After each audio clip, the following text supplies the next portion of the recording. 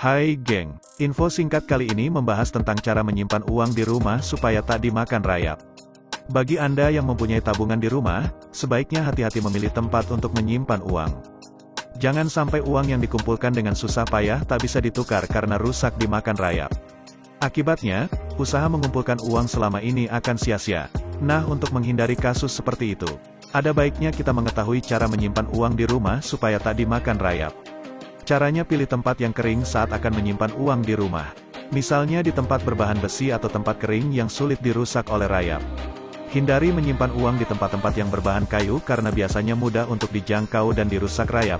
Bagi yang memiliki jumlah uang banyak bisa menyimpannya di dalam brankas. Tempat menyimpan uang ini sangat aman dari rayap maupun pencuri.